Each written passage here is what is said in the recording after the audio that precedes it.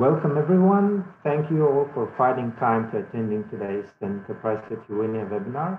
My name is Andrius Sankauskas, and I'm Commercial Counsel in the Embassy of Lithuania in China.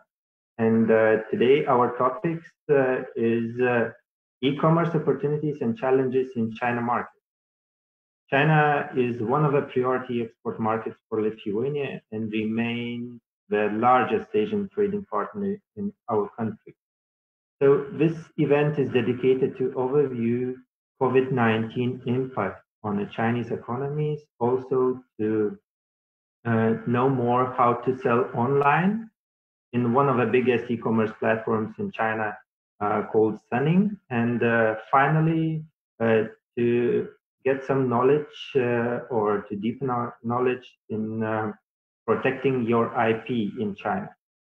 So our presenters today is Pablo Recio Grazia, Managing Director in the company Avens, Ran Chen, Business Development Director in the Sunning International Group, and the final one is Laurynas Jurgaitis, lawyer in company Metida Law Firm, Zaboliani and Partners. Before we start, if you have any questions, please write them in the comment section.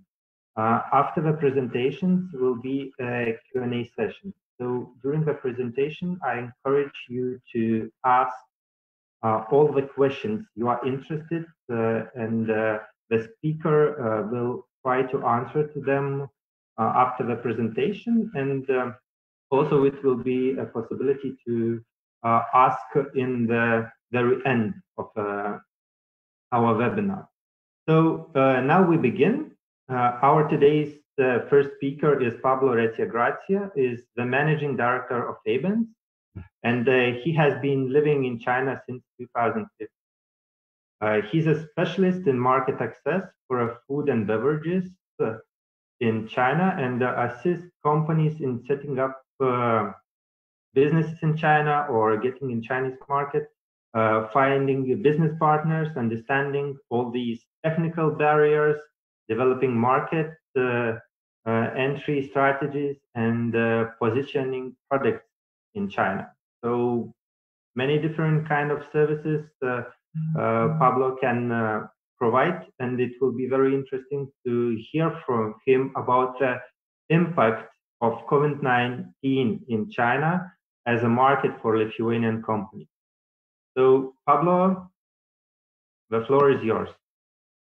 Thank you. So good morning, everyone. I'm going to share my screen so we get to see the presentation that we have prepared for today.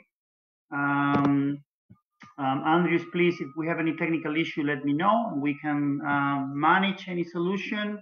So this presentation is meant to last 30 minutes, okay? And this half an hour, we're going to explain what has happened in China. Sometimes it's not easy to know what really happens. There is a lot of noise.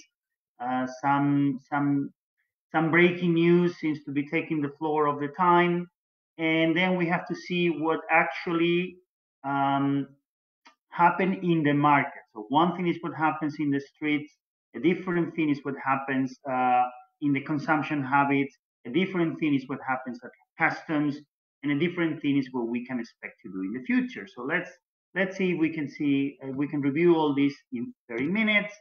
Our presentation is divided in two main sections, basically what has happened until today and what will happen for the remaining of the day, okay? So what has happened until today, we're gonna see how the lockdown measures have evolved in China, what happened in January, how were Chinese living in February, March, and so on. How has that affected consumption? Especially, we're gonna do a lot of focus on the food channel, which is our main area of expertise. We will also review how this may have impacted tourism, consumption, and industrial goods, and some other sectors, but we will make a very good example on consumption of food products. How does the prices have been changing in China for this period?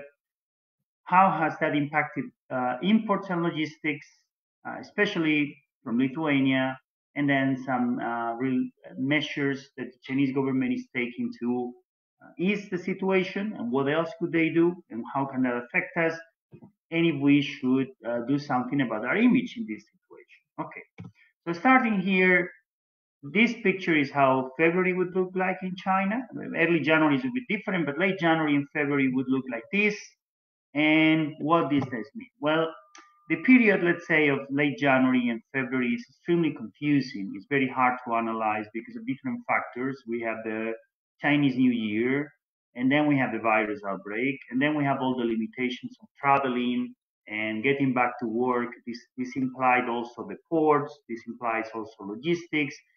So we don't have to take February, wherever you hear that China was looking in February, the way that you could have it described is not necessarily the way it was going to evolve later. So in February, we have some factories shutting down for a very long period. You could tell that in Europe, right, many products were not arriving to Europe from China in this period. That's true.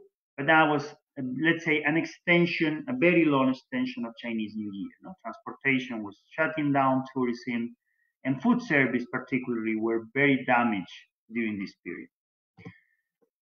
Situation start to have a slow reactivation in March. Okay, we have the lines with the separation of the supermarkets. HoReCa could open partially, but many places, as you see in the picture below, were closed. No point if there was not that many clients. A lot of control and mass that you could see in the market. So it will slowly reactivate, but by mid-March, we could say that rework, people getting back to work rates, were about 90% in some provinces. So some provinces were almost up to normal, others will take a little bit. And we saw the imports reactivating in March. What we saw in February and early March was mainly a logistics problem. There was no products being shipped from China because the factories were closed. If there was no products coming to Europe, there were no ships coming to Europe. Many of the ship lines were closed. So there was no ships to go to China either, which made them very expensive. Okay, so in March, we start reactivating. In April, situation keeps getting better. Okay, some places were already, very few places were now closed, but restrictions were imposed. You could sit in the corners of the table, but not the full table. You have to use a hand sanitizer, but on the streets, you start seeing small gatherings that you see in your picture on the left. Actually, in April, compared to April of the previous year, the industry did grow its productivity by 4%. Okay, what means is the industry was trying to catch up for the time that they have lost in the first quarter. Security measures were starting to get loose. Restaurants were reopened with a lot of restrictions. Business was not good at all, especially during nighttime on weekdays. That was terrible. There was actually nobody in the restaurants at that time. But on weekends and lunchtime, situation was better, and the people was losing fear and believing at this point in April, China was starting to believe that there was only, they were just going back to normal, or as much as possible back to normal. This didn't affect China in the same way. Of course, Wuhan was still closed by then. Beijing was actually more closed than Shanghai, to give you a comparison. In the same region, Shenzhen down in the south was more open than Guangzhou. So there were differences. There were different speeds in which we were getting back to normal. We get to May, and the situation really looks like the new normal. Okay, new normal means everybody wear masks. This is, you can see in these pictures during the May holidays. We were back to having lines to have visit to monuments, shopping malls. These pictures were taken in different cities in early May. Okay, so yes, it's not exactly a normal picture, but almost a normal picture. Situation tends towards normalization. In May, the situations that were dragging behind, including Wuhan, start to catch up with the ones that were doing fine. The shopping malls and restaurants start to reopen considerably more normally. Traveling starts to kick off within China. No international traveling. We still don't have any international traveling, very, very limited. But within China, traveling starts to get back. Food service had some restaurants closed, but most of them, although had suffered quite a bit, we're hoping for a quick recovery. Okay, so let's put it this way: if you would ask a restaurant in central Beijing or Shanghai, what's your expectation in March, they would say, we're only going to be 1/3 of the cash for this year. So we're only going to do 1/3 of the sales. If you ask them in May, they were already saying, well, maybe we could do 50%. Maybe now the people are going to come out. There is not going to be international traveling this year. So people are going to stay within China. And expectations are now better. We're going to suffer, but we're going to make it. Okay, this was the situation in May. The government started accelerating stimulus for consumption bust. Okay, and in this direction we were going until last week. And then what happened last week? You may or may not have followed the news, but what happened last week is that we have a new outbreak in a market in Beijing. And there are different things that are very relevant to this new outbreak that influences. The first one is this new outbreak, which so far has affected Beijing. A few people has traveled out Beijing, but we cannot say there is outbreaks anywhere else. This new outbreak will impact the Beijing city and market, of course, which is very relevant because many importers, distributors, and decision makers are there. This is likely to extend for several weeks. So 3 is the very, very optimistic scenario. 4 is more normal. Anything from 3 to 6, if it doesn't get out of hand, which I don't think it will, that will be the period. But this being said, it has affected the rest of China as well. No, the feeling in overall China was that everything was going to go very well, that we were recovering, and now the feeling is that new outbreaks are possible. So obviously, it has cooled down the good expectations that we have. It's still to be seen, but this is the situation. Another thing that has been relevant regarding June is that although now the government has clearly said that the virus could not have come from the imported salmon, for a few days, they did not say it very clearly. They said maybe, probably not, but perhaps it has some influence with imported salmon. Now they say it's not imported salmon, and salmon basically cannot have the disease. But it is true that a number of customers, a number of citizens in China have gotten fear from the product, and to a certain extent has created some doubts on imported food on limited parts of the population. Of course, we will now, in the ways that we have, we will communicate, we will eliminate this misinformation. We will communicate through the European Union food campaign and other campaigns, but it has not helped, and it will have an impact in the short term. For example, frozen food now in China has to be randomly tested for COVID. Sometimes it does, sometimes it doesn't. And this slows down the import process. So it has had its impact, although we believe it can be managed in the next weeks or months. So in this situation, looking at these pictures that describe the situation in China, how has that affected the consumption, the products that the Chinese buy, and the channels? Well, this slide basically summarizes the situation. From the consumer's point of view, they largely stay home. What else? They cannot choose. They got back to cooking. It doesn't sound that different from what has happened in China, in Europe, but this is the way it has been in China. They have incredibly increased online applications, for example, for learning or apps. Social gathering has decreased considerably, and not to mention outside dining. Having lunch a bit more, but dining actually was dead for the period, which made many products suffer. We need to understand that some products are especially sold when dining, for gifting, for image purposes with friends, and there is no gifting and there is no dining. These products suffer quite a bit. Okay. From the channel's point of view, if this is what the consumers are doing, okay, so where are they buying? Well, e-commerce, which was the channel that was growing the fastest before, has boomed in this period. Okay, the first quarter, almost a 40% increase. Retail has increased. Let's explain these. What was happening in terms of retail in China for food consumption, especially? for food consumption especially, is that people would stop buying few times a week and bring a lot of bags, plastic bags, back home. Okay, so let's say this is the old way of having a person buying a lot in the supermarket and carrying it back home. Was disappearing or was reducing before COVID. The people prefer to buy online or to do small purchases on convenience stores whenever convenient. So they would go into convenience stores and buy whatever they need at the moment, and they may do this once or more than once a day. Okay. Now this tendency has been temporarily reversed because the people are now walking in the streets and buying whenever they feel like. Now they go back to, let's go out every 1, 2, or 3 days a week and buy a lot. So traditional retail is doing very well. Again, cross-border e-commerce, which is, I don't have the time to explain it, maybe other speakers will.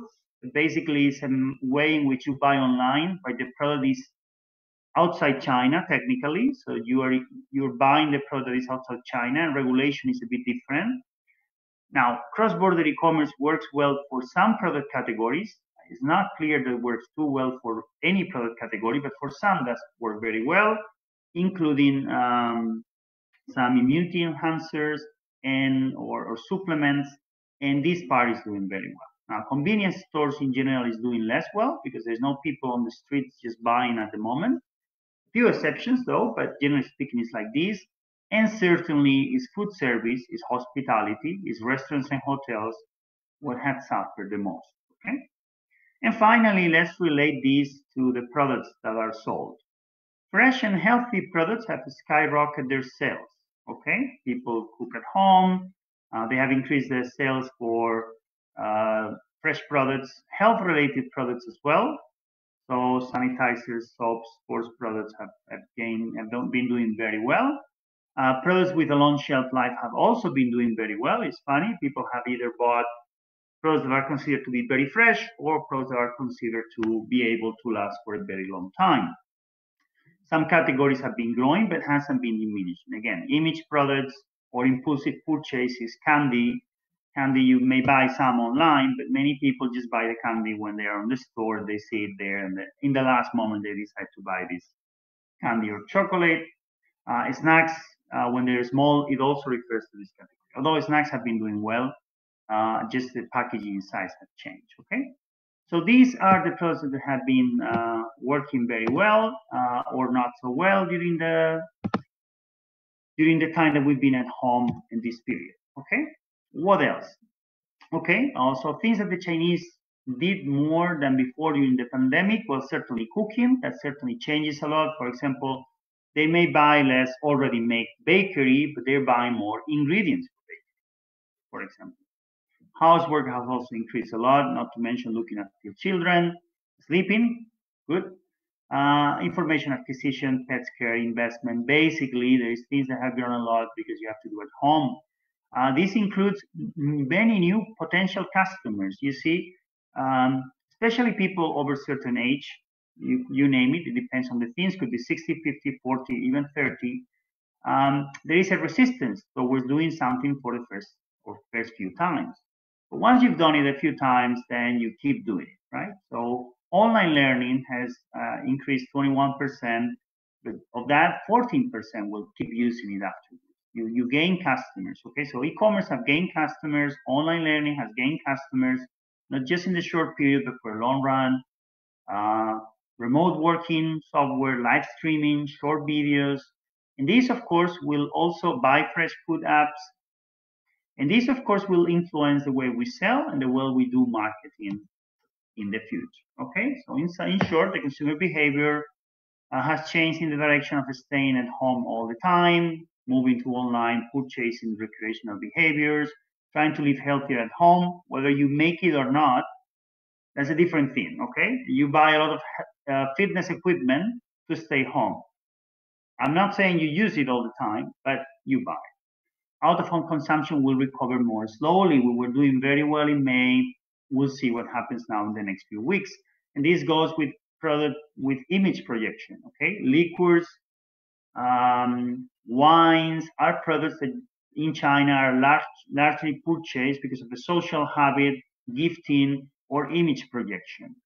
And these have been reduced considerably in favor of healthy products, long shelf life, or dairy consumption. Meat, fish, dairy products have also increased their sales these days. Okay, there is a small growth, on sustainability and animal welfare, and the consumer is still strongly looking for convenience. Okay, so the sectors, the channels I've already described, basically traditional retail back to doing well, convenience stores not so well, food service strongly hit, 44% sale down in Q1, but actually is going to get worse as the year develops with new outbreak. E-commerce have increased 33% in the first quarter, which is very important. It's very, very interesting. And gift channel is there, cross-border e-commerce, good for certain products. In terms of year-on-year retail sales in the first 4 months, information available. Well, you could see 2019, it was growth all over, right? Total retail sales, online sales for food, online retail sales for daily necessities, total online retail sales. Everything was growing in 2019. Maybe food was growing more than total retail sales in percentage, but everything was growing. Now, in 2020, situation is different. Total retail sales go down, but food actually comes up, and daily necessities, but particularly food, comes up very strongly. And this is interesting for us in Europe as food exporters. Okay. In terms of pricing, how does pricing been affected these months due to the whole this situation? Well, actually the price have increased, according to official data, of course, have increased a bit, up to 5%, and now it's coming down, official data, once more. But if you could see, food did go up from September to February, and now it's coming down. Now, is this affected by what matter? Well, as you can see here, the previous one was the food behavior, the whole basket behavior. This is just the food, okay? This is just the food. As you can see, there is many different products creating the basket for food, but there is one that has actually determined how the price is going to go up, and that is the meat, okay? This is due to the African swine fever more than the COVID. If you can see, the prices start going up last July, not January, when the situation got worse, or February, and it came down in March, April, May. Why is this? China, which was and still is the major pork product producer in the world, had to, because of an outbreak of African swine fever, actually cut down their amount of pigs by half, which is 25% of the world population for pork, okay, for pigs. So obviously they started importing all the animal protein that they could, but even then the prices went up very, very strongly.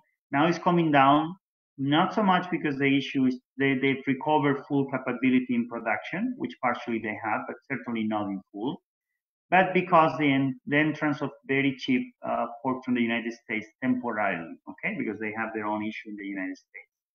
So prices are going to remain probably increasing between 0 to 10%, let's say 5 to 10%, mostly pushed by food product category, okay?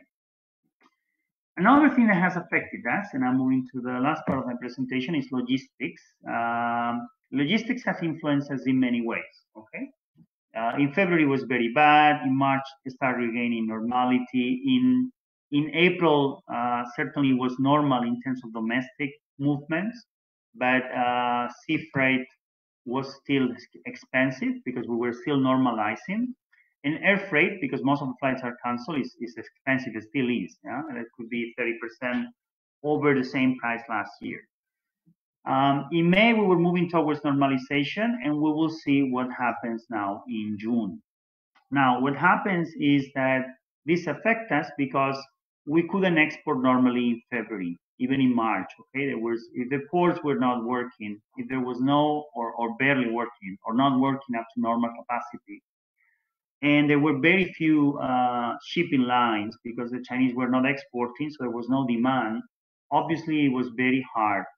It was very hard and very expensive to send products to China, or to send products, period. But that has been normalizing, and it was actually almost normal by this outbreak.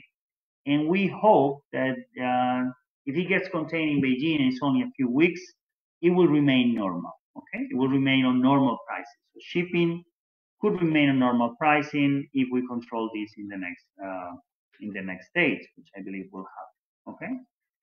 As you can see, how does this affect China? Well, you see that this year February and this year May. In February, the imports of electrical and mechanical products, to give you an example of industrial products, was down 8% compared to the previous February previous year. In May, 4%, so we were getting better. Okay. High-tech products, we were 6% down. Now we're 1%. So that has normalized. But food inputs or agricultural product inputs were 5% up in February and is 9% up in May, which means they still need the food. Okay, that is something that is important to understand from China.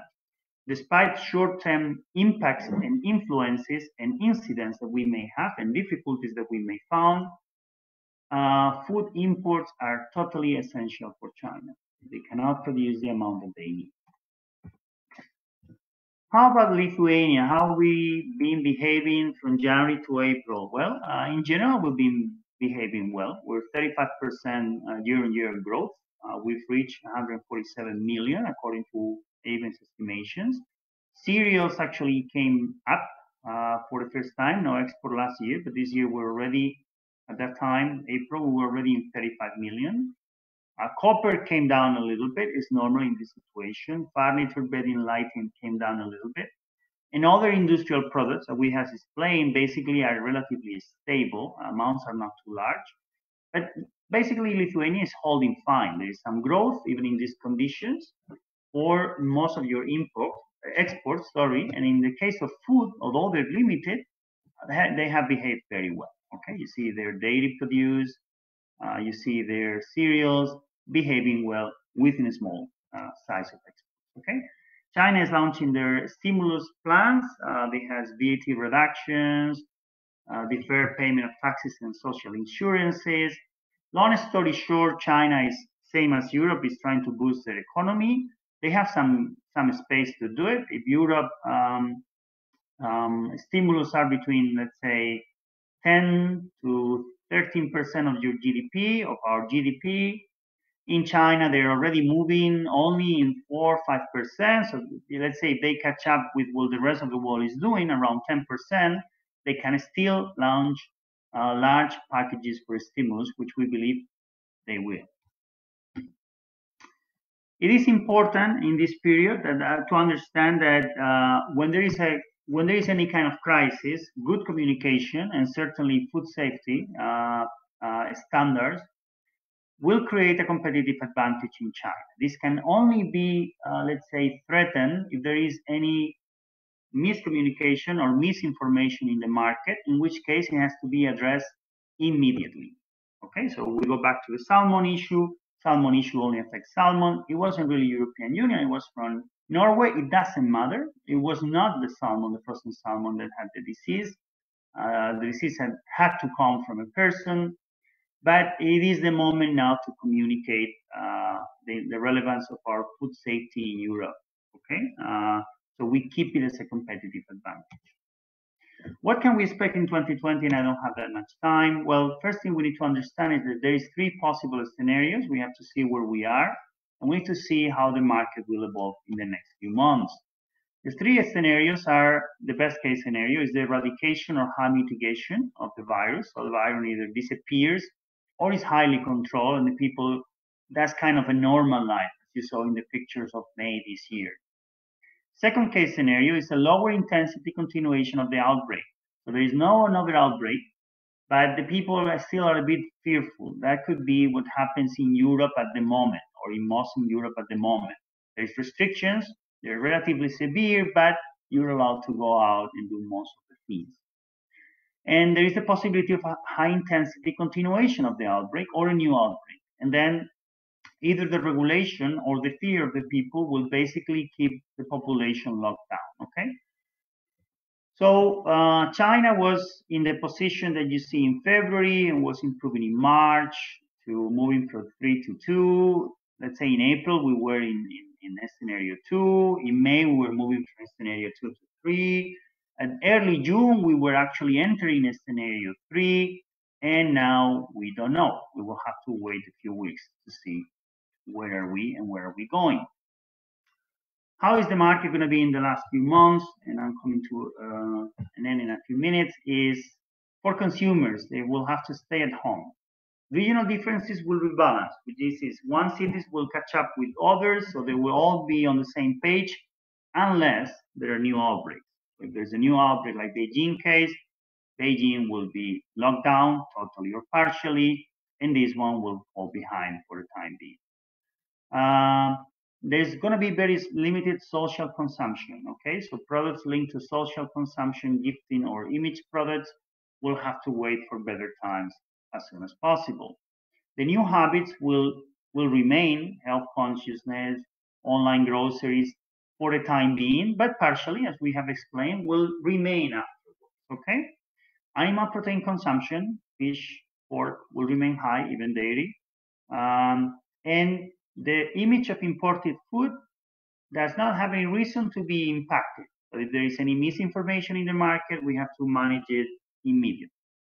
Regarding logistics, domestic logistics have normalized by this point, except if there is a new outbreak, in which case that city, from the logistic point of view, or that logistic hub, in the case of Beijing, is many cities around, basically are supplied from Beijing. So this may disrupt their domestic logistics if you live around a city that is locked down and is a hub.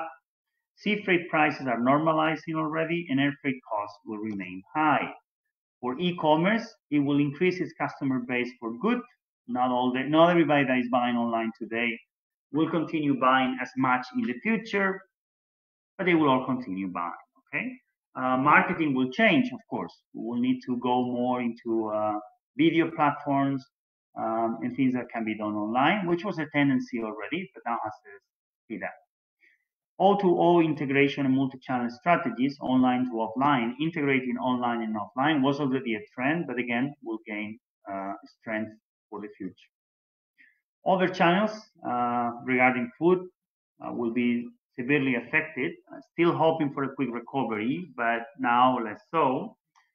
What happens in China for many sectors is we have cash tensions. Everything is being closed for months. And although there is still the demand and there is still the capacity, the problem is that the supply chain does not have the cash to invest in new products.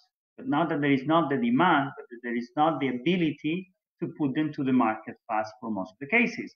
For this reason, there will be discounts. The example that I have there is for food, but in many products will be discounts. Simply speaking, since logistics may be disrupted and export and import may be a bit affected, products selling well may increase their price because there is not that much stock or ability to get it. Products not selling well will have huge discounts, okay?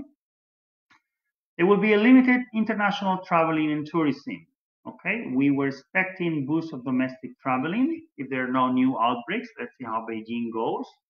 So that was already happening. Let's see if there is new outbreaks. Certainly, there's going to be a limited attendance to international fairs in the next few months. The sooner we can expect the recovery is in the gap August to October. Now we're actually talking about September, October at best. And so there's not going to be international traveling to or from China until that period. And we'll see at what scale at that period, okay? They have 1 week of holidays. The first week of October is called the Golden Week or national holidays. And I believe at this point now that is their main objective. See if they can be recovered by that period, by that time. Yeah, okay, it's important for them in terms of population morale, let's say, and it's important for them in terms of economical boost. I would be careful about international traveling. It's going to be very little considering China, at least until that period, September, October.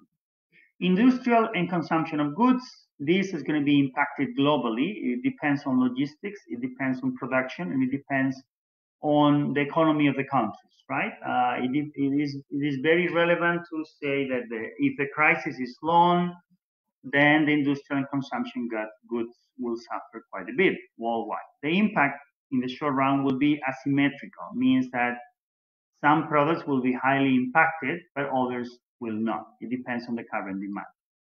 Chinese outbound investment, this is a funny thing, Chinese may be looking to invest abroad right now. It's not easy because they will not be traveling, but they're looking, I can confirm that they have the feeling that now is a good moment to invest if you have the cash, okay? They may be looking for bargains in any sector or strategic investments that are cheap. This is not easy to do in the sense that no traveling is going to be happening, but certainly some companies have the cash or the ability to get it from banks. And in Europe or elsewhere in the world, there may be bargains or very good companies that are just going through a rough moment. They may be cheaper to buy. This is something that we want to look. China-US tensions may also affect us. Not that it's the main issue for us, but it also affects us. We compete with the US in many categories, including food exports, of course. And although they reached an agreement in January, let's call it a ceasefire, in which they returned to the initial tariffs, that is, that they had additional tariffs into 2019, and now they're back like everybody else, like us. The agreement also said that China was going to buy a considerable amount of agricultural products in the next 2 years. That was already very hard, if possible, to accomplish before COVID, and we doubt it's going to happen after COVID. There's also elections in the United States this November, so I don't think the tensions are going to get any better. Eventually, we may have tensions increase from here to the US elections. We will see. All right, as a summary, I just want to say there's a number of ideas here that I've already explained, and I'm just going to focus on a couple of positive sides. Positive sides are the following. China still needs to buy products, particularly food. And whatever you hear and whatever happens, this fact remains. This is a fundamental need that China has, particularly animal protein, but not only, or soybeans and animal protein, but not only. So we should take advantage of the situation. Okay, situation is quite confusing or is complicated, and the shelves, let's say, have been shaken. Okay, products that we're selling have disappeared from the shelf because of the trade war, because of COVID, because of whatever reason. Those shelves have to be refilled now or soon, actually sooner than later. And this creates, let's say, an opportunity, if we move properly, to improve our competitive positioning. Okay, you can call it a crisis, you can call it an opportunity, probably a bit of both. But if we manage the situation well, we can take advantage of this market that still demands, but is being shaken in the last few 6 months, probably for the next few. Okay, thank you so much. And if you have any questions, Andrews, please let me know.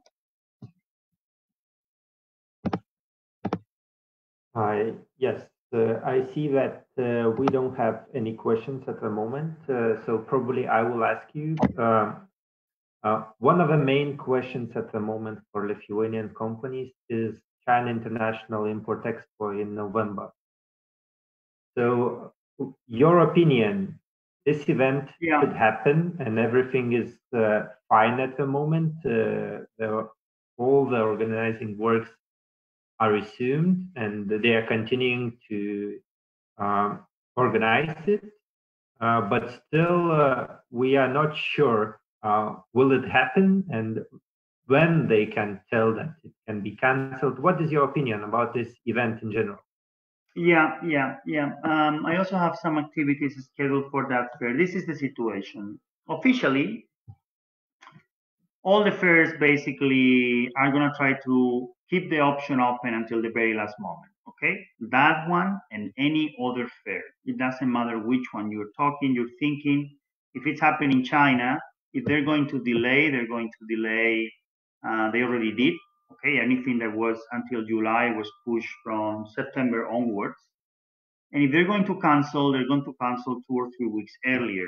They're not going to cancel before for a number of reasons: economical impact and because they don't know. So I don't have a clear answer. I'm in the same situation that you are. I don't know if that is going to happen or not. And the truth is, nobody knows, okay? Nobody knows. From here to November, situation may be under control or not. Let's put it this way. If they can, the fair will go ahead. However, unless we improve considerably, there is time for it. Unless we improve considerably, it's going to be hard for foreigners to go, in the sense that if you have to go through any sort of quarantine and China arrival, then it takes a long time, right, to be at the fair. But I am sorry, I cannot answer. I don't have a better answer. No, I don't think anybody has. We will have to wait and see. Okay, this is in November. There is some time. We will have to wait and see. Chances are, let's say, 50% that the fair goes ahead, and 25% that the fair goes ahead with people visiting from abroad in numbers. Okay, so it's quite clear. I think no one knows what will happen in November. Just wanted to know your opinion. Yeah. We all hope so that everything will be all right and companies will be able to go there, because we see that as a huge possibility for us. As you said, that there is a space at the moment where we can fill. So probably thank you very much for your presentation. At the moment, we don't have any other questions, and if there are questions for Pablo, or you want to reach him privately, I mean individually, to talk with him about your intentions to go to Chinese market, you can always reach him directly, or you can say to me, and I will connect you. And now we are moving to the second speaker. This is Ran Chen. He has years of experience in business development in Italian market, with a demonstrated history of working mainly in fashion, food, social media industry for the Chinese e-commerce companies. And he is currently a business development director of a Sanning group in Italy. Sanning is one of the biggest e-commerce platforms in China. So, Ranchen, it would be very interesting to hear from you about the e-commerce trends in China in 2020. Ranchen, the floor is yours. Hi, Andrews. Thank you for the invitation, and thank you for sharing everything. So right now, I'm just gonna take over the conversation. So I will show you today, and myself, my name is Chen. I come from Suning. Right now, I'm based in Europe, in Italy, in Milan. So I take care of the the whole group's business development here in mainly in Italy. But actually, we are even dealing a lot with other European countries. So I will take over the conversation right now, and I'm gonna show you today a very interesting topic. Let me just open it up. About the e-commerce in China. So e-commerce actually is a very promising field and topic in these years in China. So hopefully this conversation and this presentation will be either useful and be interesting for you to let you know about e-commerce and to let you know about what we're doing here in Europe for the Suning Group. So this presentation will be divided into several parts actually. So the main topic of this conversation, as I'm reading it on the first page, the topic is smart retail experience design in China. So right now, everybody is talking about the new retail in China. It's not only about e-commerce anymore. It's about the O2O project in China. What does O2O mean? It means online to offline. So it is the integration of the traffic and of the methods of doing in China. So this time I'm gonna introduce to you our work in China. So as I said before, I'm gonna divide this conversation, this presentation into three parts. So the first part is the e-commerce in China, and I will just do it very briefly. I'm going to give you some data. I'm going to even introduce you the business model of e-commerce in China and how it works. And following the first topic, I'm going to give you the second topic. So who are Suning, who we are, and what we're doing. So the last one is the main topic of today, is the O2O project, subs. So this is our brand new project in China, and what we're actually even doing a lot here in Europe for the business development. So before starting, as I wrote here, so I want to show you some very big data of e-commerce in China. I collect them from the 45th China Statistical Report on Internet Development. So this is very official data to the March of 2020, so to a few months ago. As you can see right now on the internet in China, so the total number of netizens is almost 1 billion people, so 904 million people, among which we have 897 million mobile netizens. And following this topic, I want to show you, you can see the web shopping user we have right now, 710 million. Still, the most of them are using mobile to shop. And furthermore, you can see the payment user. So people are using web payments right now. They don't use card anymore. They use all the web and virtual payment already. So the amount of the people is 768 million, still, among which the mobile payment user is 765. So why I'm showing these data, you can see right now, most of the Chinese citizens actually are access to internet and they're using internet right now. And most of them are mobile internet. So this means in China, whenever we're talking about e-commerce or whatever related to internet, people are using their mobile phone. They don't use the computer, the PC anymore. So that is why when you're going onto any kind of e-commerce platform, for example, Tmall, JD, even us Suning or whatever they are, people use mobile application, and the whole layout of the mobile application is totally different from the PC version. So following by this number, you can see another part of the interesting topic is about the live streaming and about the short video. So we don't present anymore our products or our work by very traditional layout. So you can see here in Europe, when you're buying something, you can see just several pictures, for example, a set of 6 or 8 pictures. But in China, we use more than that. So the short videos in recent years has become the most used way to show the product. So you can see we have 850 million web short video users right now. So a lot of people are watching them, are actually creating them and adding them. So among which most of them, 773 million mobile short users, they use mobile phone to do that. And especially for the more specific field, we have 560 million live streaming users. So what we're doing, this is exactly what we are doing right now through the internet and through the the live streaming to show people exactly and precisely the product and how they are, how they look, and why we're setting that. So this is more direct way to show that.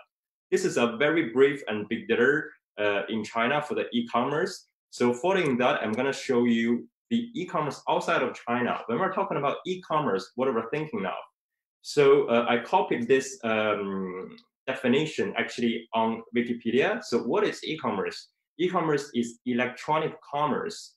It's the activity of electronical buying or selling of products on online services or over the internet.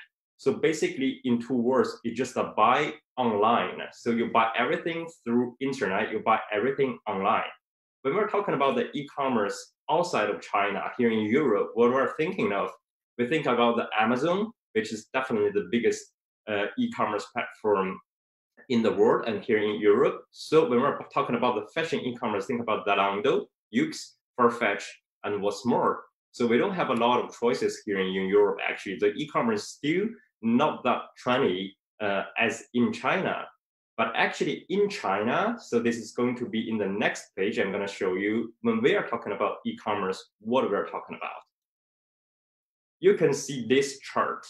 This is I'm not even saying this is the whole e-commerce applications that we're having right now in China. I think this is only even 1% or 2% of the main e-commerce platforms in China. We are not talking about the traditional e-commerce platform, for example, like Amazon. So there's a marketplace. We're even talking about the payment e-commerce. We're talking about the flash sales e-commerce. We're talking about the video game e-commerce, social media e-commerce, and knowledge e-commerce, and so on and so on. You can see from this chart. So we basically categorize it into different categories, and those actually are the mainstream e-commerce in China. So I give you an example. We know that in China, we have the mainstream e-commerce, which are actually 4 of them. So the number 1 is Alibaba, definitely, and the second one is JD. And then following the JD, you have like Suning, ourselves, and then you have Pinduoduo is another mainstream marketplace.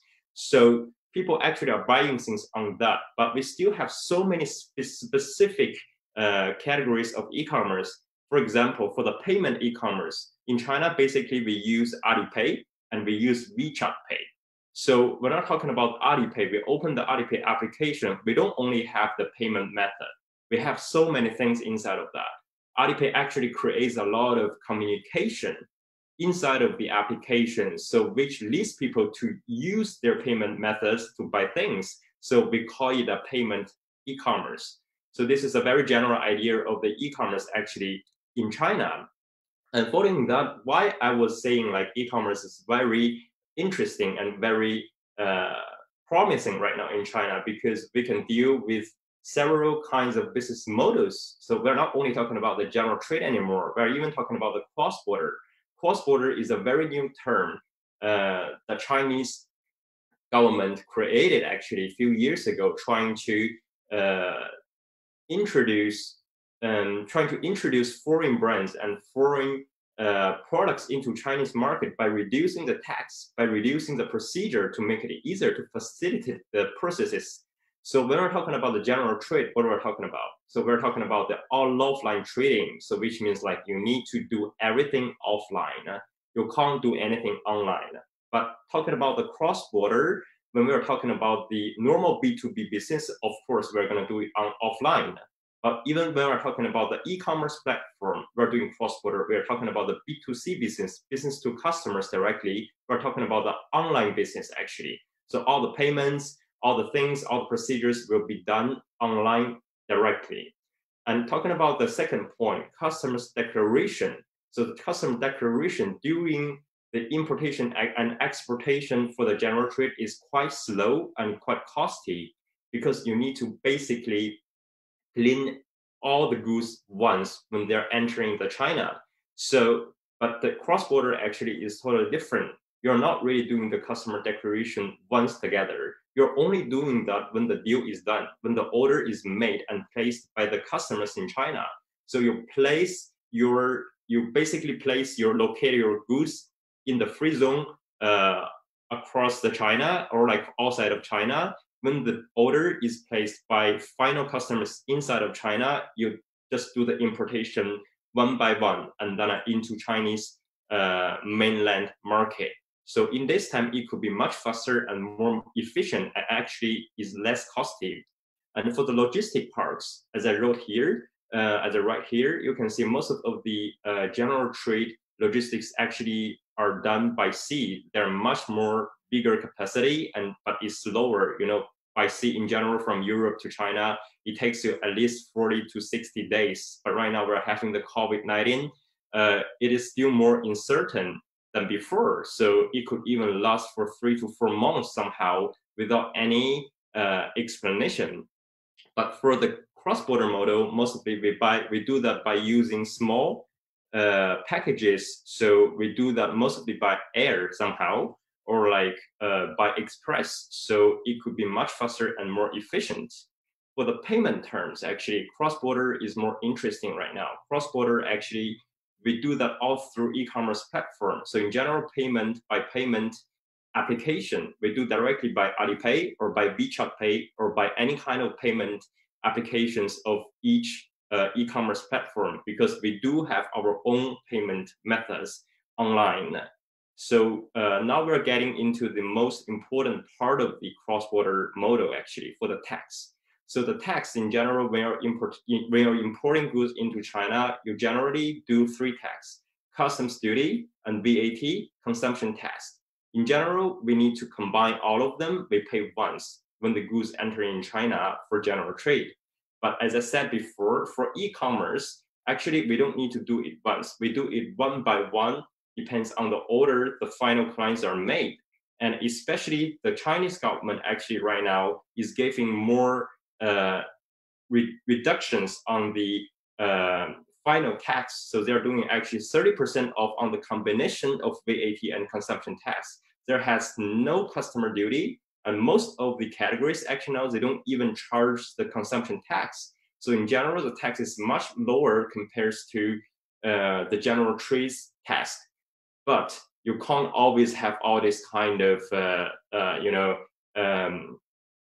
all this kind of favor that the government gave to you, because for e-commerce cross-border model, each individual, each Chinese, we need to buy by our ID. So we need to insert our ID number when we're buying things. So annually we have only 26,000 renminbi, around 3,250 euro for the tax reduction. So further than that, we still need to pay more tax. So this is a very brief and general introduction of the e-commerce in China in terms of the definition, in terms of the business model. So talking about the e-commerce, right now I just want to introduce our group. Suning Group actually right now is one of the biggest retailers in China, founded in 1990. And the whole group is one of the very leading commercial enterprises in China. So with the 2 public companies in China and Japan. In 2018, the company was ranked number 2 in the top 500 privately owned enterprises in China. And we actually had a very high revenue of around $80 billion in 2018. And among all the subsidiaries, Suning.com, which is our e-commerce platform, was listed 427th on Fortune 500 in 2018 and even 2019, with annual revenue of $27.8 billion. So among all these Suning's group, we have 8 main strengths and core business in our group. Suning Retail, so Suning.com, logistics, financial services, technology, real estate, media and entertainment, sports, and investment. Sports here, actually I'm based here in Milan. As you know, Suning Group has bought 3.5 years ago, I think. I don't want to give you wrong information about the date, but around 3 years, the Inter Milano club. So we are the owner of the Inter Milano club for the football. So we do a lot of the sport business even here in Italy and even back in China for the media in terms of the media, in terms of the sportwear, in terms of everything about sport. Furthermore, talking about the Suning Smart Retail O2O subjects actually. So the O2O subject, as I said before, is an online and offline business integration. So right now, people are talking about a lot this in China. So we created even our own business model for this field, subs. So talking about subs, I should start with the the rise of the added middle class. So the new class in China. So the new middle class already is totally different from the old middle class. So when we're talking about the middle class, who are they? They are the people actually were born from 1985 to 1995. So they actually account 15% of the China's total population who have experiences of visiting and living abroad and having a very global version. So there are right now around 200 million people in China. So among which 65 million people actually are living in the first and second tier cities, and they're actually continue to grow. There are very big amount of people who wants to try new things, who wants to experience new things in China. So when we're talking about these people, they're the people from 20s to their 30s. They have very, very different experience compared to the old generation in China. So as you can see, there are 4 points. They are very, very important points that actually is the reason why the rise. So the economic booming since reform and opening up from 1949 in China. So we actually have a very strong economy right now. And then apart from that, the expansion of the advanced education enrollment, actually those people, most of them have already studied abroad or lived abroad. So they have totally different version and vision of themselves. Apart from that, we have a very easier access to abroad. As I said before, they used to study, they used to live, they can even like very easily travel abroad to see new things. They have different visions and they have a very decent salary. So the salary actually is much higher actually compared to years ago, and people have to spare money to buy new things, to try new things. So when we're talking about the things, so how they should be, how are the characteristics of these things? They should be quality products. They should be well-selected products. They are not anymore the products from mass market. They want something for themselves, and they even want something more spiritual in order to fulfill their, self-growth. So they are much more actually focused on the art, on the travel, on music, movies, anything about the spirit.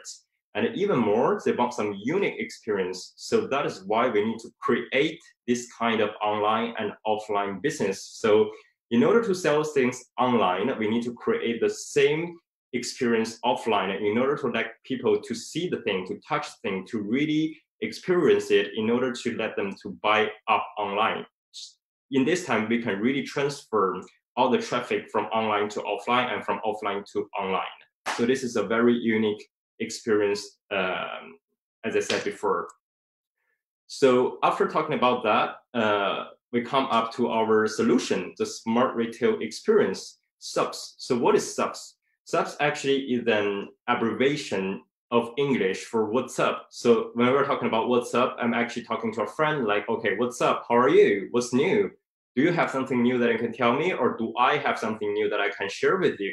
When we're talking about the new things, these new things actually are the products themselves that I want to introduce into Chinese market and want to really represent the foreign lifestyle for our Chinese customers. So this is a very integrated dialogue between customers and between the sellers. So we want to create this bridge. So we named this product SUBS.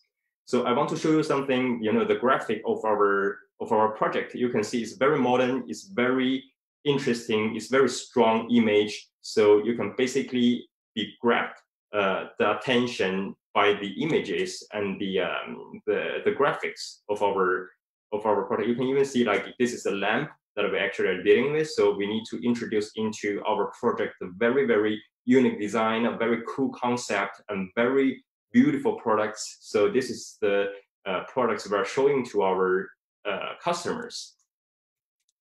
And I'm showing, here you go. So when we're talking about the characteristics, as I said before, so the SUBS actually is some kind of the enjoyment and pleasure and culture elements and inspiration for life. So we want to use this unique quality and very craftsmanship products to our final customers to let them see the, to feel the enjoyment of the life, to really find the culture difference between different countries, so between the origin of the products in order to see it.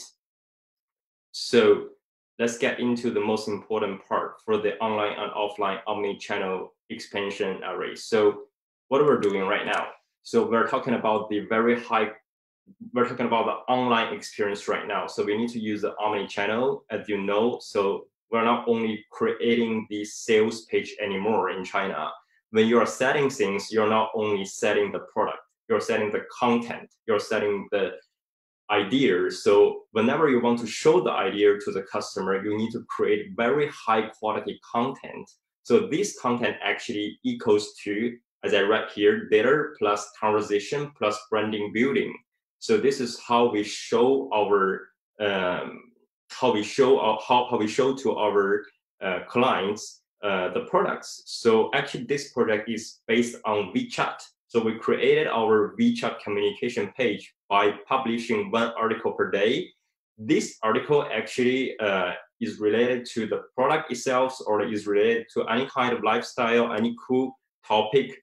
So we want to show these things to our customers. So together with the article, we even use the KOL and the bloggers and even the experts to tell their experience, to show their experience in order to persuade in their way to our customers to buy the products. As you know, the KOL business is very, very interesting. It's very, very trendy right now in China. Not only in China, even here in Europe, you have the Chiara Ferragni here. You have all these kind of KOLs agencies here. So people are using this business to attract more attention from the buyers. And in the end, the products themselves are, the most important part as well, because only with the very carefully selected goods with very, very high-end, high-quality goods and very cool design, people want to see your contents, want to try your products, and eventually want to buy your products. So you can see, I gave you an example of the omni-channel, the article that we create, for example, for the Pinko bag. So we work with them. So we create so the first step, we create the story on WeChat. So into our into our communication page. So we create every day something, and then furthermore, we do the editing, and then we create all the article with the pictures, with the videos, with the, the descriptions, with the tests, everything about that. And then afterwards, we do the integration. What does the integration mean? So basically in this communication channel, we have the pictures actually are linked to the sales page directly, managed by our team. So we created this sales channel in WeChat as well, in order not letting people get out of WeChat, going into another new application. This will actually filter some clients. So we do everything inside of one application. So we created our WeChat communication page, and we created our WeChat sales page. So everything actually is linked between each other. So as you can see on the fourth image, so once you click the picture of the third image, it brings to you directly into the sales channel in WeChat. And then we do all the, the product layout, all the, all the images, all the graphics, in order to show people more images and to show people more about the product. So this is our integration through communication to sales. Apart from that, this is just a brand list. Actually, we're dealing with a very, very high-end brands like Gucci, La Perla, Matters, a very famous trendy bags, even for the environmentally friendly material shoes like Native Marisa, even Jimmy Choo, like for the acceptable luxury, for the premium luxury for Furla, Coach, Cucinelle, all these kind of bags. Even for beauty, we have these very trendy, famous brands for Erno Lazio, even for Rila Stille, the pharmaceutical brand, and even for Always Alvin, the American famous brand, and for Tag, for the hairbrush, they're very famous. So they have very, very nice digital contents. They have a very nice image that we can use in order to create our own communication to show to our final customers. And even for home category, this is our third category. We deal with a lot of nice brands for Smeg, Seletti. Seletti, is very, very famous design product. Even for Bialetti, the mocha for coffee. Even for Marshall for the earphone and things like that. And we have our fourth category that I didn't put it here for the food category. So most of for very, very selected wine, and for liquor, and even for chocolates and things like that. So these are the four main categories of this project. And furthermore, there is another part of the omni-channel experience, because we created a national pavilion that I want to give you a study case. So we create our Italian national pavilion. So we have a totally new page inside of our sales channel. We created the authentic Italian national pavilion. So you can click into the pavilion. You can see all the graphics we made. They're awesome. They're very beautiful, and they're very well curated. So starting from the first page, you can see the home landing page. We actually made the homepage with the authentic Italian logo on that. We collaborate directly with the Italian trade agency. And then apart from that, we have our part one, the bestseller and the bestsellers list. And then we have our new in brands. And then we have the editorial part for the bestsellers. And then afterwards, we have more products. Actually, we select different products of different categories in order to show once to our customers what Italy can offer to you. So apart from the Italian national pavilion, we even have different national pavilions right now, Japan pavilion and even other countries. So this is another part of our work of the omni-channel for online experience. Sorry. Apart from that, so for the offline, we do a lot of pop-up events actually. So pop-up in China, you know, that is even all around the world, it's very, very interesting field because we create something special, we create something very promising, and then we collaborate directly with the best exhibitions all around the world for the Paris Fund, for the Best of British England, and even for the Salone del Mobile. We created directly with the Shanghai actually, and even for this year, if the COVID-19 were not supposed to happen, we actually wanted to create something with the Milano. So these are all the pop-up events we want to create to show our customers in China. The subs project is very well connected with the world. So we actually select the goods, select the brands all around the world. We want to show you the originality of the goods, where it comes from, and the city it comes from, and even the country it comes from. So apart from that, we're even planning for the the marketing part for the for the offline and online integration. For example, for the travel around the world, we create all these check-in points all around the world because we have offices all around the world. We can show to our customers the best boutiques here. We can show to our customers the best sightseeing sets here. So everything that we want to do even locally here abroad. And furthermore, we want to create this kind of new craftsmanship workshop. So we basically want to invite the craftsmen. We want to invite the experts, even the the producers of the designers of the brand. So to give their experiences by talking to their inspiration, by talking to their products. And apart from that, we actually are doing right now for the green season sub-slate. So we want to collect the environmentally friendly material brands. So brands are using this kind of material to show that we care about our earth, we care about the green things. So we want to show this kind of communication to our customers. So in general, we create a lot of things with new ideas in order to really to get attention from our customers. So this is the last part of the presentation. So right now, what we're planning right now. So you can see like we actually did plan a lot of things. We actually have been doing a lot of things. And then right now we're even planning new things because of the COVID. We could not really open our offline store. That the situation right now in China is very uncertain. So you don't know the offline business, how it will go in this month. So we actually are waiting the situation will get better. So after that, we will create our boutiques named subs by inserting all the famous and cool brands inside of that, well selected. And together with that, we're going to do a lot of more pop-up events and pop-up stores even in China. So for the offline part, we're going to create more things in order to bring more traffic of offline into our online sales. So this is the presentation of myself, and I hope it's interesting for you, and I hope actually it's more even useful for you to let you know the e-commerce in China, to let you know what actually e-commerce company is doing right now in China, and hopefully this can be something that you like. Thank you. Thank you, Chen, very much for the presentation. It's really interesting. I see that we received a couple of questions for Pablo. So Pablo will answer them in the end of our webinar. And that's okay. That's okay. Yeah. So we have one question for Mr. Chen.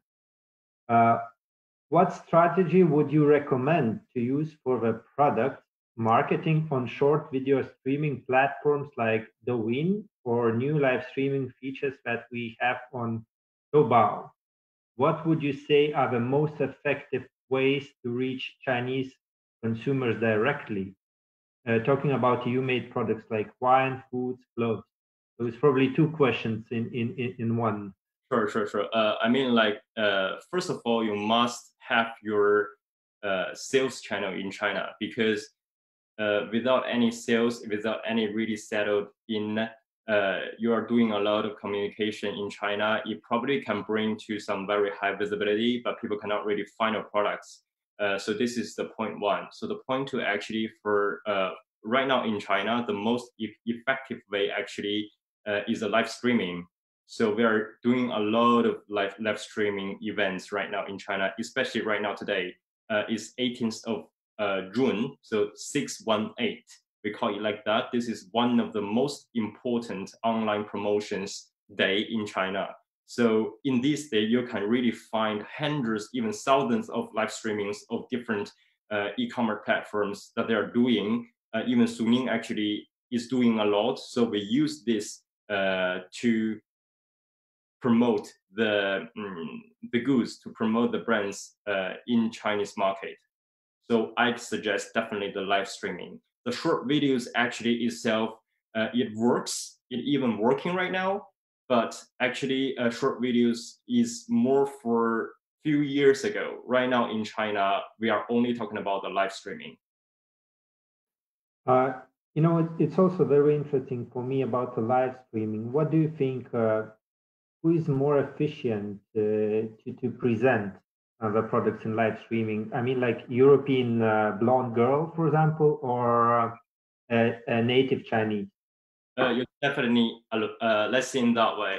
For example, I think even in Lithuania, you have your own famous bloggers or KOLs, or even stars in your country, but they actually can represent themselves in the country. So when you're going outside of your country, you're going into any new country, you must use their local KOL, because they have their funds. They have a lot of funds in their country.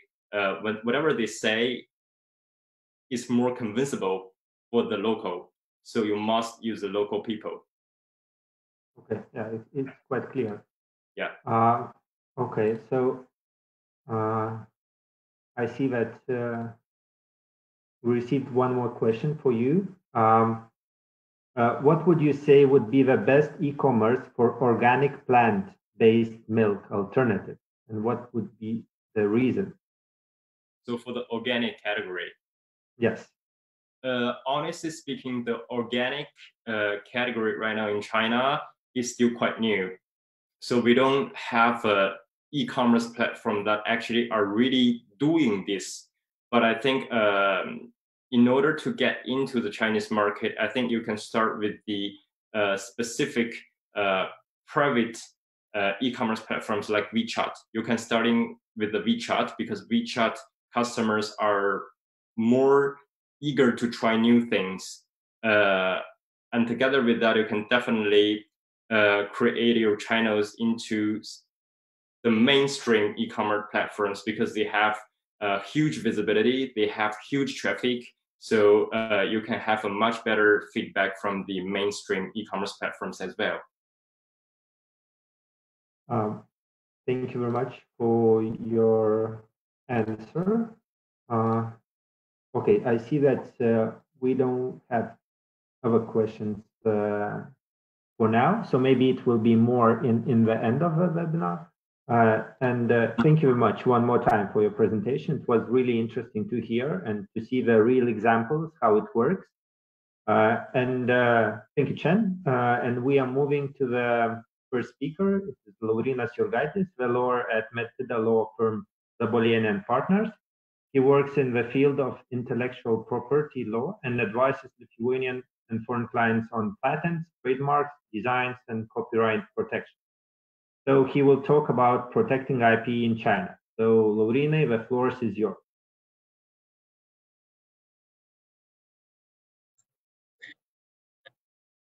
Okay. Thank you, Andrews, for introduction.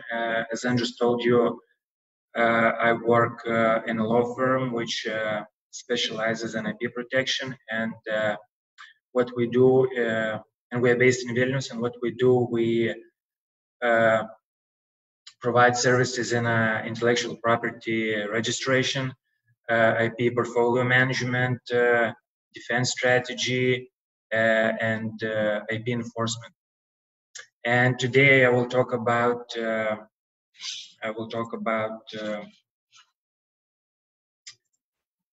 protecting IP.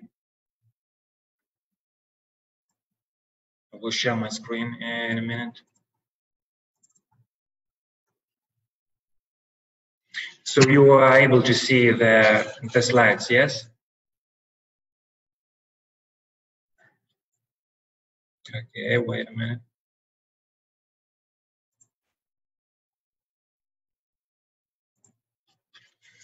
So I will talk about IP protection in China, and my presentation will be related with the virus outbreak, because the virus really didn't affect activity of IP offices, and it is business as usual. To begin with, as Lithuanian companies pursue commercial opportunities in China, it's really important to identify and mitigate risk, and these risks also include intellectual property. The good news is that it is possible to protect and enforce IP in China. However, many challenges remain, and you have to understand beforehand that some elements of the Chinese IP system is really different from the IP systems in the European Union countries. So IP rights are typically territorial. So registered IP rights in the European Union or elsewhere will not provide effective protection in China. So it is useful to know at least the main elements of China's IP system. As in Lithuania or any other country worldwide, the China provides the same main types of IP protection. These are trademarks, invention patents, designs, and copyright. And as the time today is limited, I will focus on the IP object, on the one IP object that is the most common and consequently brings the most problems to foreign companies trying to do business in China. However, in the beginning, I will quickly run through the other type of IP rights. So we have patents, and patents protect inventions, both products and processes, and it gives you the power, once it is registered, it gives you the power to exclude others from manufacturing, using, and or selling your invention. A patent application will only be valid if it is novel as of the filing date of the application, and in order to obtain a valid patent application, the application must be made before you disclose your creation to the public anywhere in the world. So specifically in China, it provides two types of patents. Chinese invention patent is equivalent to a Lithuanian standard patent. The term of protection is 20 years, and applications can be filed directly with the China National Intellectual Property Administration, but are most commonly filed through the international system, as it is easier to file patents in multiple territories around the world at once. And what's very specific to China, they provide also an opportunity to apply for utility model patent. A utility model patent system provides you with a maximum term of protection for 10 years. And it can be used to protect physical products, but not process or chemical compounds, as in the case of standard patents. And the inventive threshold of the utility patent in China is lower than the standard patent. So also when you apply for a utility model, the application does not undergo substantive examination. So it is much quicker and less expensive tool for your IP protection, your IP, some kind of technology in China. Then we have designs, and a design registration usually protects visual appearance of a product, and the design must be new, as in the patent, but it also has to be substantially different from prior designs. A design patent could be used to protect the appearance of a consumer product, medical device, automotive vehicle, name it, whatever. The last true IP object is copyright, and unlike most other IP objects, copyright is granted automatically once the copyright work is created by the author. It is granted protection almost everywhere in the world, and this does not exclude China. What's peculiar about China is that they operate an optional voluntary copyright registration system. The general purpose of this copyright system is to provide a record of authorship and date and content of the copyrighted material, and this comes in handy and be very useful when these copyrights have to be enforced, either in administrative way or in courts. So further, as I said, I will focus today on trademarks. And first of all, I would like to touch on potential risks related with this field. The main difference of the trademark system in China in comparison with the European Union, for example, or even United States, is that it is a very strict first to file country. This means that the company to apply for a trademark registration, whether that company is Chinese or foreign, will obtain registration and can prevent others from using the trademark. The fact that identical mark is used by someone and registered elsewhere in the world really does not play well with IP authorities in China.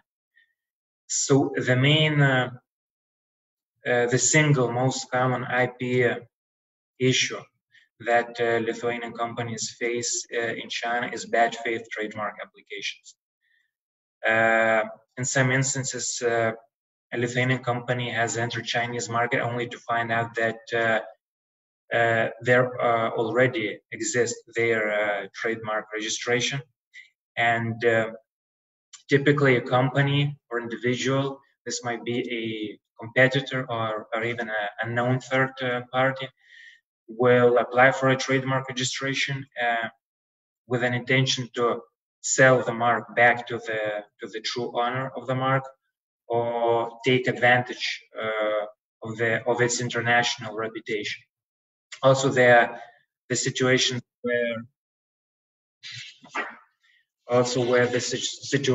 where a local partner in China has registered your trademark might be very often.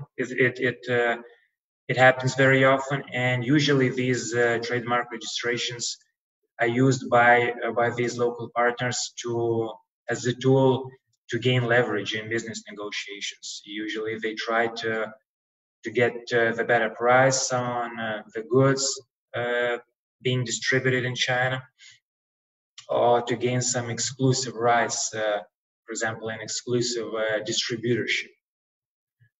And the trademark registration, the owner of the trademark registration in China may have your listings removed from Chinese e-commerce platforms, have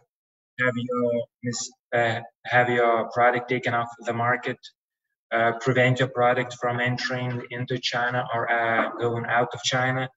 So it really can affect your business, and it can happen no matter how big or small it is, and it might happen across all industry sectors. Even multinational companies with a sophisticated legal teams in-house can make mistakes, and there are numerous high-profile cases in China. For example, iPad and Tesla, where Apple and Tesla were involved heavily in litigation with third parties,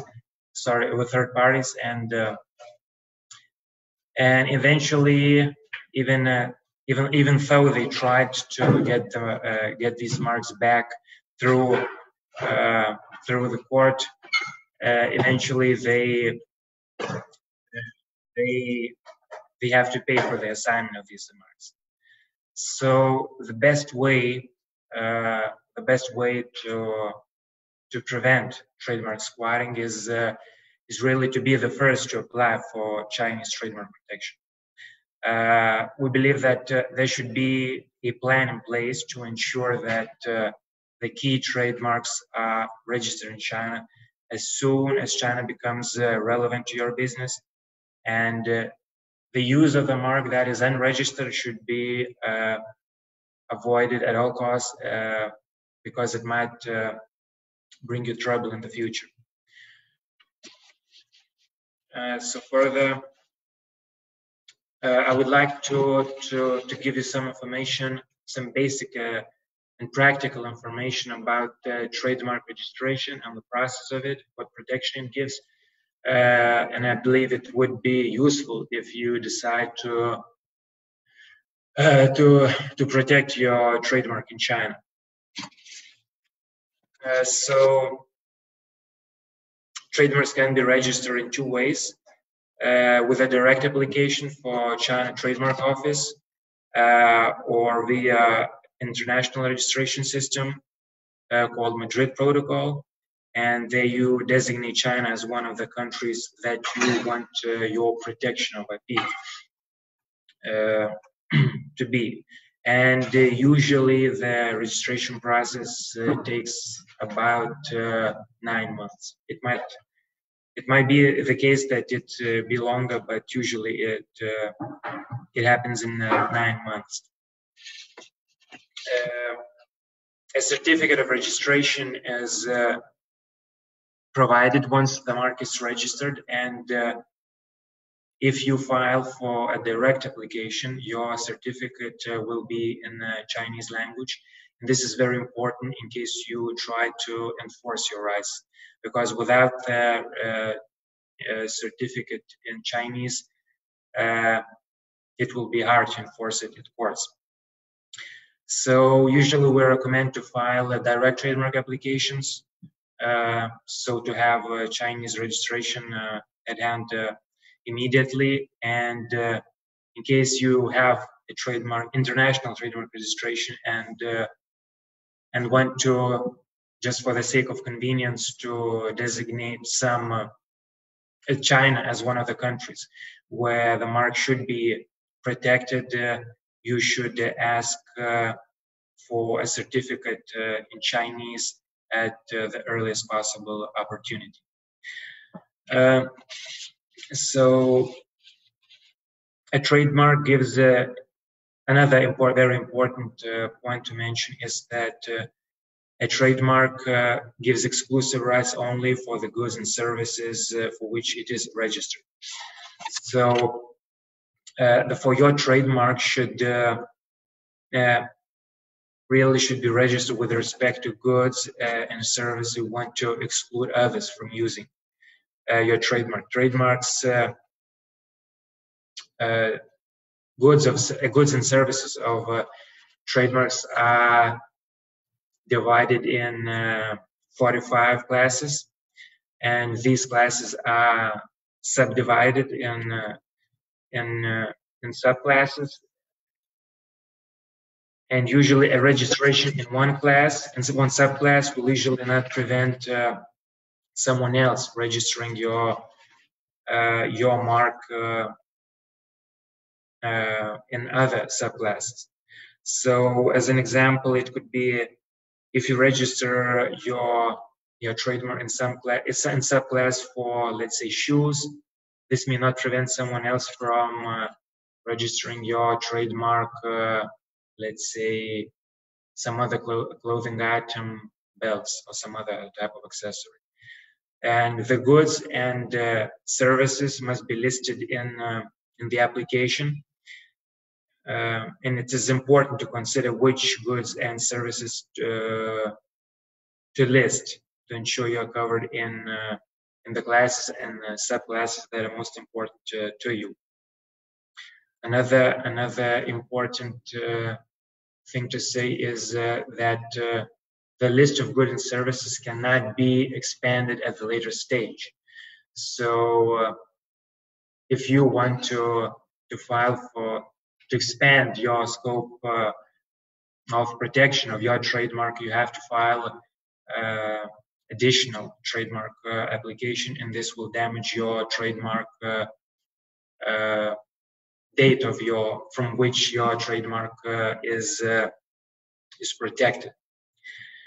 Talking about the cost, usually a trademark application costs 700 euros in a single class.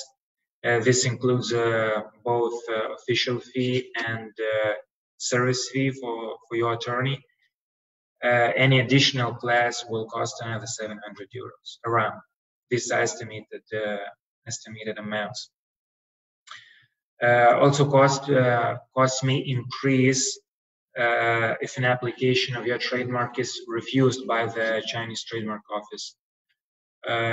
This might happen where the office believes that your mark is descriptive and therefore lacks distinctiveness. It has ability to distinguish goods and services of one company from another. And the protection of trademark registration lasts for, once it is registered, lasts for 10 years, and it can be renewed indefinitely.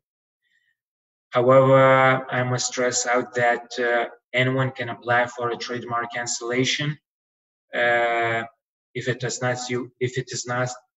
not used for a consecutive period of 3 years following registration.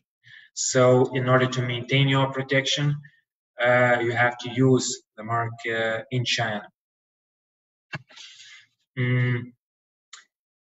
One another thing is there is a possibility, or not a possibility, but a necessity, as well. So, always recommend to our clients to do a search of the Chinese trademark registered before filing for a trademark application.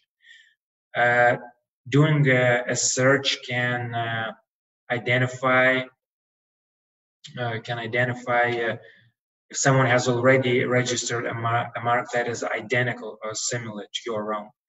And knowing what has already been registered can reduce your risk of infringing other trademarks and save you time and money on applications that are likely to be rejected.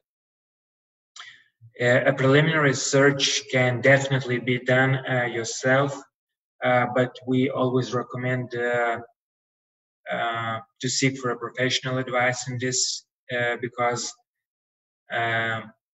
so not only identical marks are identified, but also marks that are similar and that might be found confusingly similar to your mark at a later stage.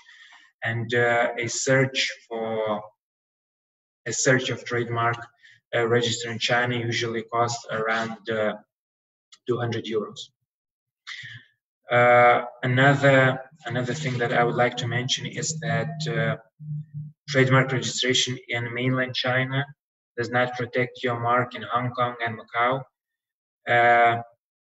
And as these territories does not belong to Madrid system, you cannot file international registration in these territories, and you have to apply directly.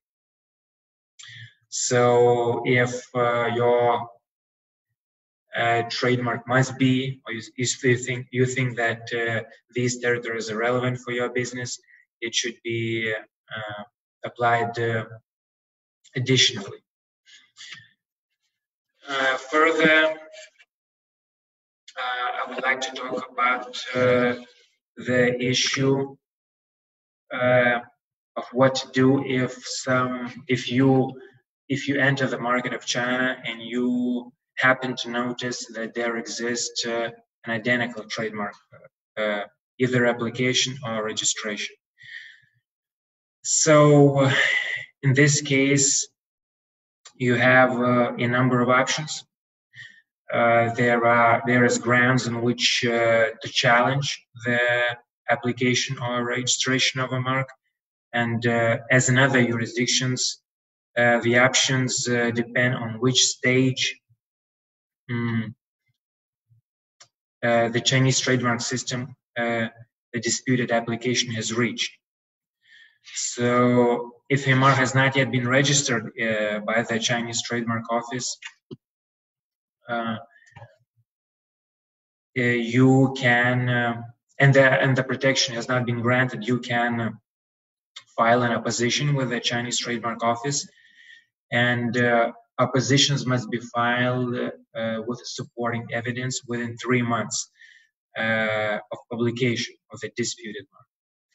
And in case the mark has already been registered by the Chinese Trademark Office, you have an opportunity to file a cancellation action on the same legal grounds apply as in the case of opposition.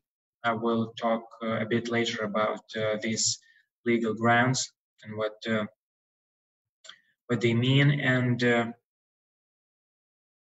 an invalidation action must be filed within 4 years of the date of the registration. So if the registration has been protected for a longer period of time, you don't have an opportunity to cancel that mark. So I would like to further talk about grounds for opposition or invalidation request. So as a first and probably most used legal ground, it is prior rights. Prior rights are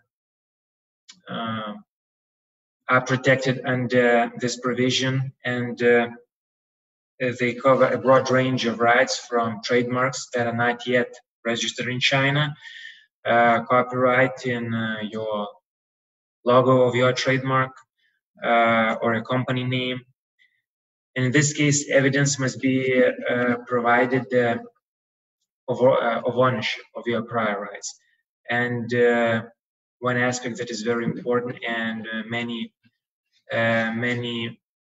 companies that try to win back the trademark fails to do, is to demonstrate reputation of that mark in China. This means that even though you don't have a registration, you must show that you have already been using this mark in China before the disputed mark has been registered. And the Chinese Trademark Office usually asks for a large amount of supporting evidence that should show not only duration but also geographical scope and extent of your trademark use. Another legal ground is contracts and prior business relationship. This can apply where an early business relationship that led to awareness of your trademark has happened. For example, you should show that your local partner was aware of your trademark. This can be demonstrated by either email correspondence or distributorship agreements, for example. And sorry.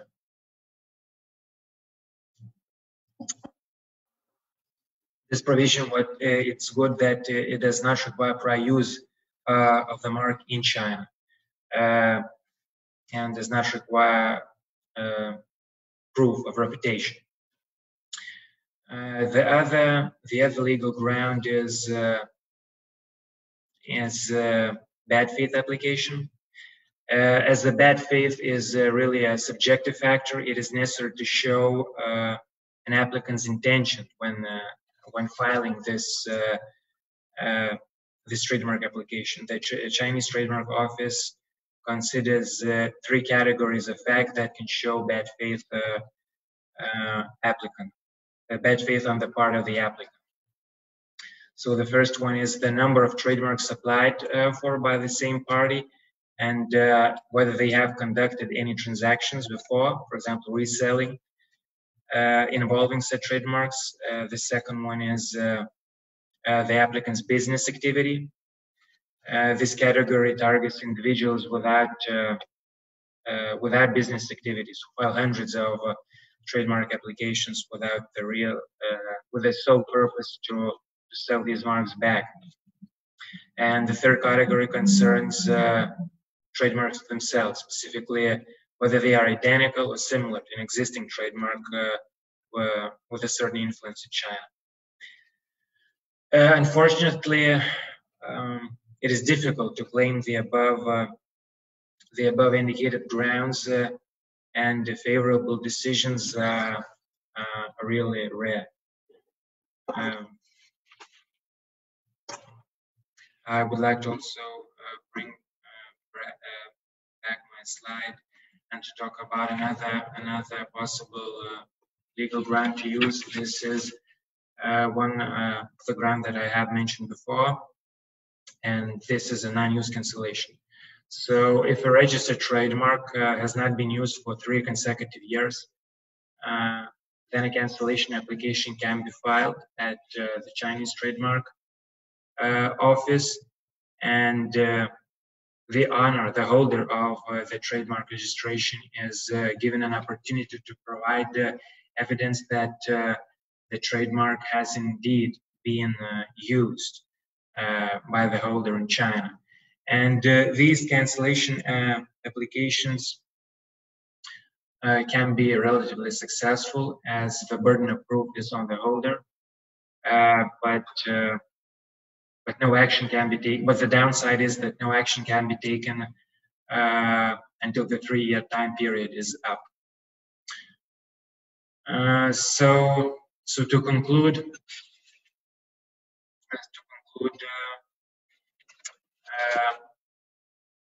if you take anything from this presentation today, you should remember that you should be active, meaning you have to do your homework, and if it is possible, to apply for protection in China. And once you do have your IP protected, you must enforce it. Also, you really have to be careful and select, monitor, and engage your business partners, and conduct due diligence on suppliers and distributors prior to any agreement. and also include IP protection clauses in any agreements that you might have been thinking to conclude. And also be very cautious, because it happens very often of your partners who offer to take care of your trademark registrations on your behalf, and this way you could lose your IP, or at least your control of your IP. And so we encourage you manage your protection registration procedure yourself with an advice of a legal counsel. So that is all from me today, and I would be glad to answer any questions if you have. Thank you very much, Laurynas, for your presentation, and we'll move to the questions. Pablo has to leave in 10 minutes, so I will ask Pablo first, and after I ask some questions for you, Laurynas. So Pablo, can you come in? Yeah, hello. Hi. So I have two questions for you. First one is Martinas, thanks for your presentation, and he has one question. Do they need CNCA registration for a dairy product? For a cross-border, I mean, like for a cross-border e-commerce. Okay, so let's put it this way. Selling cross-border e-commerce milk, although feasible, does not represent a very, very clear advantage, okay? There is some advantage. I believe it's been very well explained on the second presentation, but it's very hard to put all the pieces together if you don't have some previous knowledge. There is some advantage. There's two advantages on cross-border e-commerce. I would say the main advantage is the product registration that is not needed for milk. So on cross-border e-commerce, you can do some sales of milk. There are some cases, but it's not where you're going to get most of the sales. Most of the sales is with the product inside China. Okay, this doesn't answer the question. This is the main background. All right. Now, are you going to be able to sell without being registered? Eventually, you could, but it's not going to be any easy. All right, it's not going to be any easy for a number of reasons. Cross-border e-commerce operates with a number of exceptions, but there is a lot of players that are registered. So most likely, yes, you should be registered to be able to sell the product in China. But even if you manage to get an exception, will be a small market for you. I hope that answers the question. If not, let me know. Okay, so another question is from Vykintas. He also thanks you for the presentation. It was really good. So the question is, may you recommend some trading platforms in Chinese markets, such as Go for World Business or something like that? I'm not totally sure I understand the question. This is the thing. Do I recommend a platform, trading platform in China? It depends for what. The key point here is, besides cross-border e-commerce, the first thing that you need to do to be able to sell the product is to get the product into China, okay? If you don't have the product into China, you can only sell cross-border e-commerce, which is a very good platform for some products. But again, it's not the best platform for all the products. And it's not that easy or cheap to sell cross-border e-commerce. So some exceptions are there. So first you need to get the product into China. Once you get the product into China, different strategies apply. It depends a lot on your product, okay? So you could do e-commerce platforms. Which one is the best? Again, it's very hard to say. We need to see the product. We need to see your budget. We need to see your strategy. So I guess the answer is no. I cannot tell you this is the platform to be in any case. That doesn't exist. We will have to go a bit case by case or category by category. And unless you do cross-border e-commerce, we need to find a solution to get your products into China. I hope that answers the questions. If not, let me know. Yeah, I think you answered the question, and it's very clear that first of all, it depends on the product category, and after already on the strategy how to enter. I don't see other questions for you. So Pablo, probably we will let you go, and thank you very much for your presentation one more time. No, it's been a pleasure. Anytime. It's been a pleasure. I hope this helps, and thanks Enterprise Lithuania for the cooperation. I hope to see you on the next one. Sure. I really hope so that we will see you in China. Bye-bye. Okay. Thanks. Bye, Pablo. And Laurynas, I would like to ask you to come back. Yes. So we have a couple of questions for you about the IP protection. So first one, can an protected trademark cause significant financial loss for the company? Yeah, I believe it really can, because as I said, the trademark holder can prevent your goods from entering or leaving China. They can remove your listings from e-commerce platforms.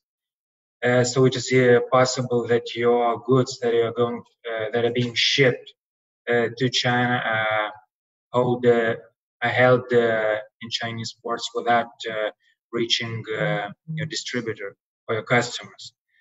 Also, as I said, if you don't have your trademark registered before you enter the market, there is a high risk that you will be forced to litigate if you want to get your trademark back, and this can really cause